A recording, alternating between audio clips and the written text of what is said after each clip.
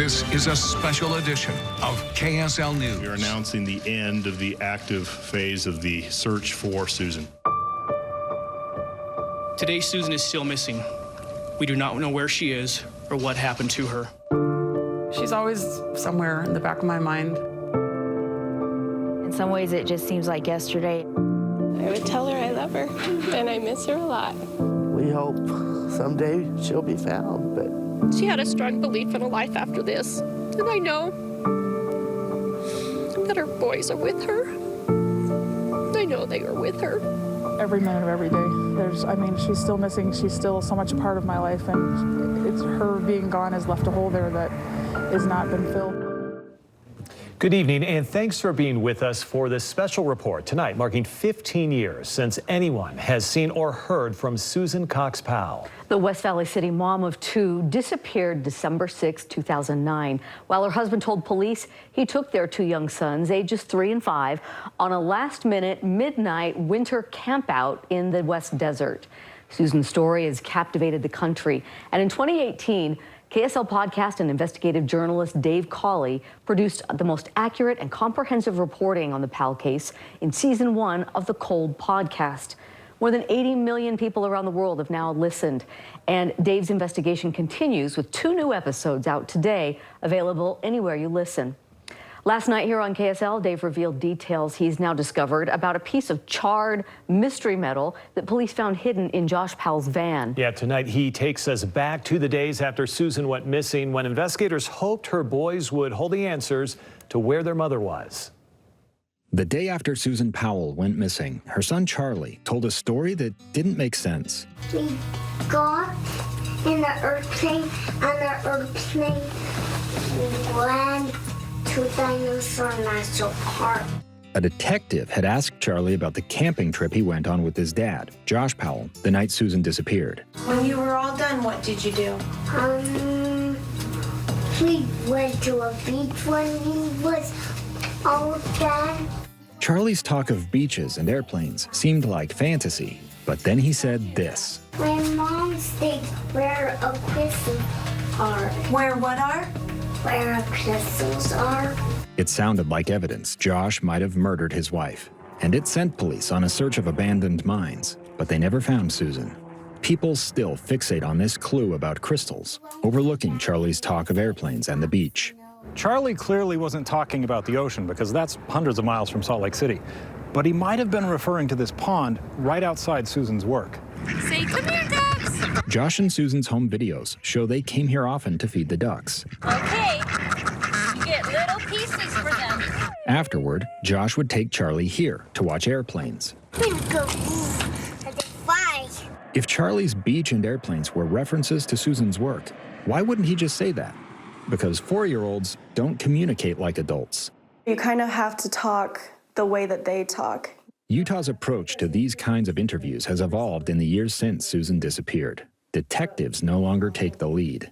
You know, it's not an interrogation. I'm not going to hold a light to them and say, tell me everything. Instead, specialists like Brianna Martinez now do the job. My job is just to be a neutral fact finder and gather information from them. And so whatever they have to tell me is whatever we're going to talk about. Forensic interviewers receive special training, learning both what to ask and how to ask it.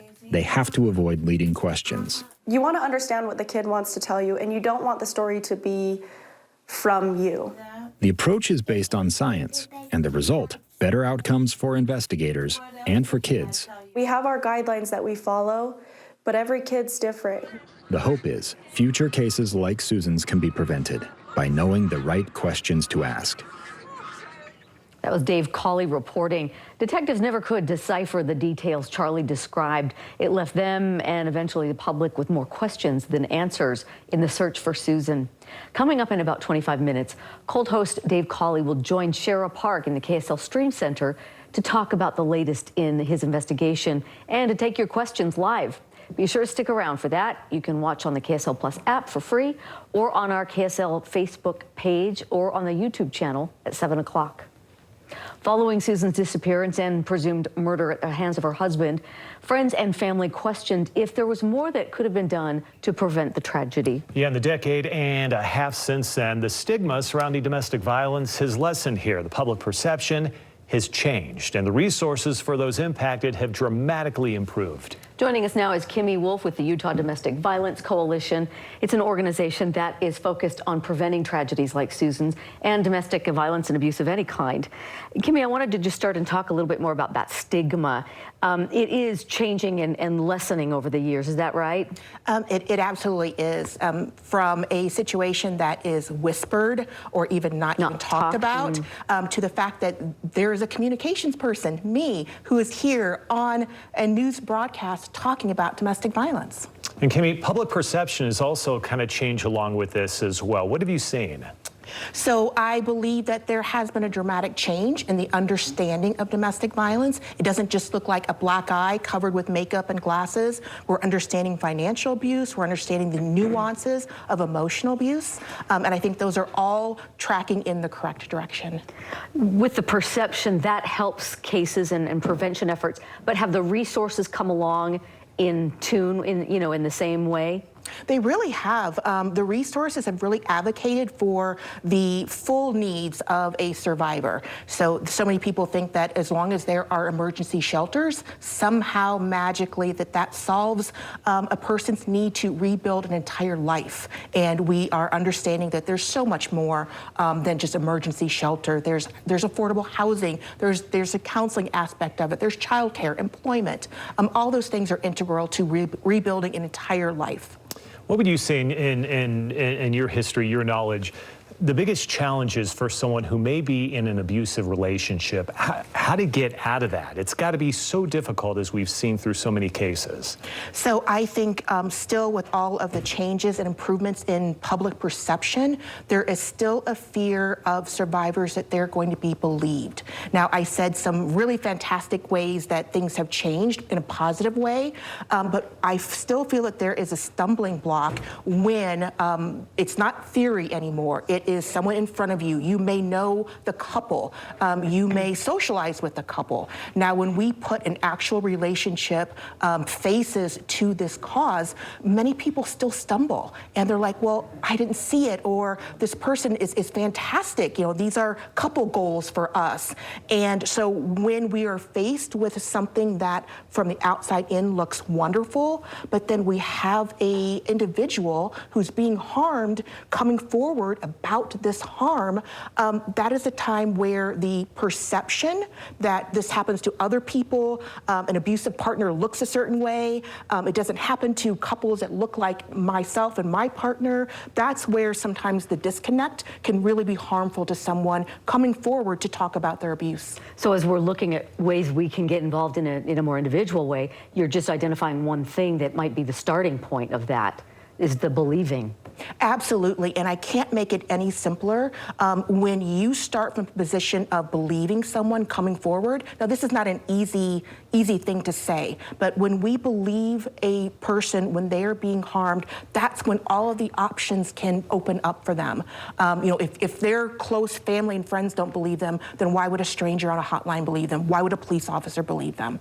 All right, Kimmy, great information. Thank you so much for taking the time here. I think all of that will be useful to anyone who is watching this today. Thank you. Thank you. Thanks. If you or someone you know is in a domestic violence situation, there is help available, as Kimmy has said. The Utah Domestic Violence Link Line, for example, 1-800-897-LINK, or the National Domestic Violence Hotline at 1-800-799-SAFE.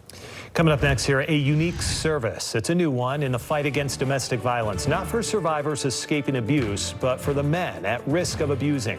We're going to take you inside coming up next. Hi, Susan. I haven't seen or heard from you. We would like to locate Joyce. Cherie Warren disappeared. We want answers as much as anyone else. Welcome back. The Utah nonprofit is working to reduce domestic violence, doing so by helping the offenders. They say it's keeping families together and may even save lives. New specialist Mike Anderson shows us how it works.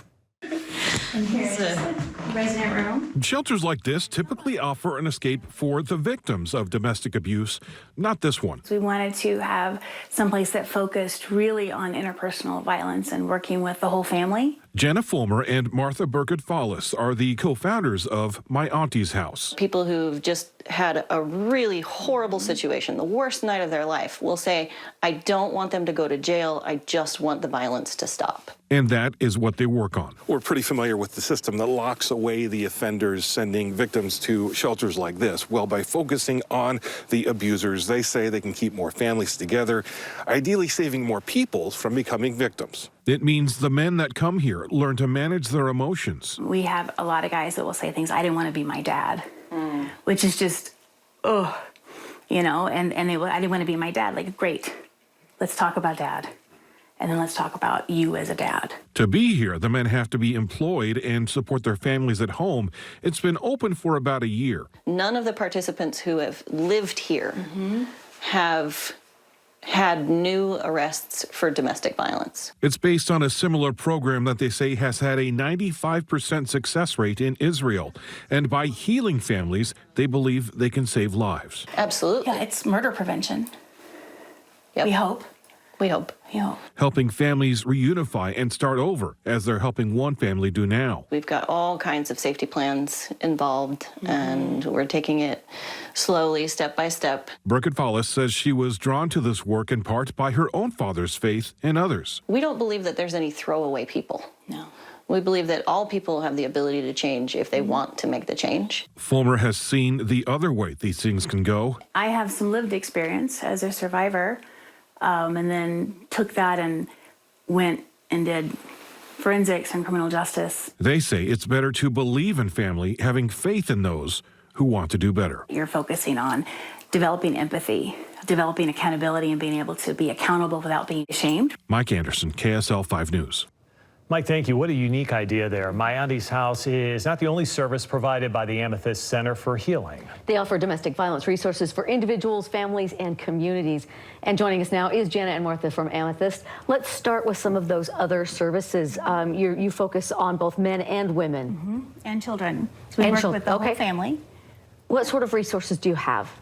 So we offer, so we have mental health therapy. So we have social workers, therapists, and case managers as well. So if we have a family where maybe you have someone who's used violence and they're going to come and work with us for intervention there. And then you have someone, of course, who, being a victim of domestic violence is not a mental health problem, but it can certainly cause a lot of trauma, right, that needs healing. And so we offer services for that, as well as our case manager will help someone connect with those other resources. And we also have services, we have grants that we can help pay for services. So if people aren't able to utilize their insurance, or if they are below the poverty level or something like that, we can help them get access. Yeah. So talk about when you are working with families, because if we're talking about the one who's the abuser, do you have them all together while you're working with them? Do you talk to them individually in different parts and then bring them together? How does that work? It's kind of a yes on, on all of that, only not at the same time. So we really start with, when we've got someone who's used violence, we're going to start with a really good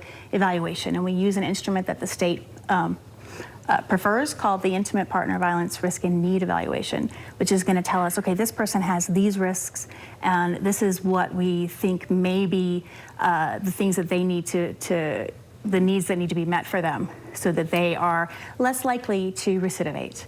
And that's working with the person who's used violence, and then working with the rest of the family.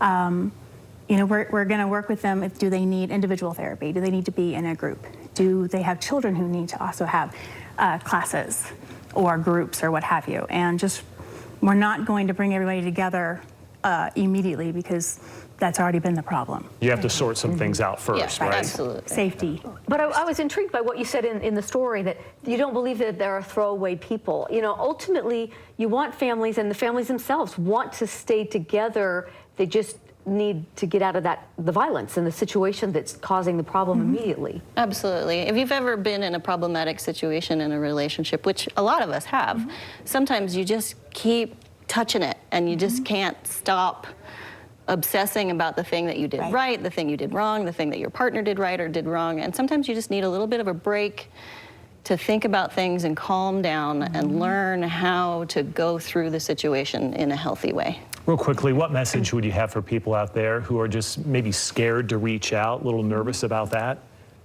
To please reach out. Please reach out. I think the worst thing ever is to have that, domestic violence so often happens in secret, and people feel ashamed. They feel like, okay, this is because of me. This is, and that's from the victim standpoint, survivor standpoint, even children. And I think that the more we can remove that obstacle, the more likely we can have safer communities, safer families. And we hear unbelievable things every day.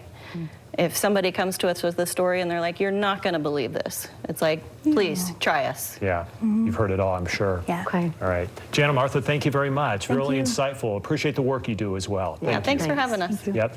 When we come back, how you can best protect the people you love with action you can take right now, tonight, or tomorrow.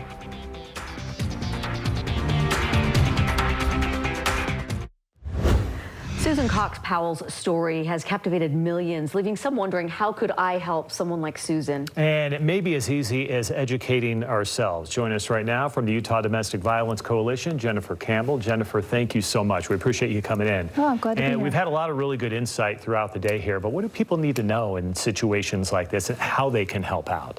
Yeah, I think for me, the most important thing is we all play a role in stopping violence, every one of us.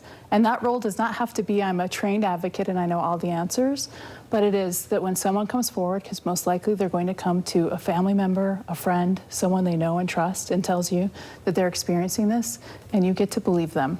And that piece is what we all can do, and believe their story and help them understand what's there for services.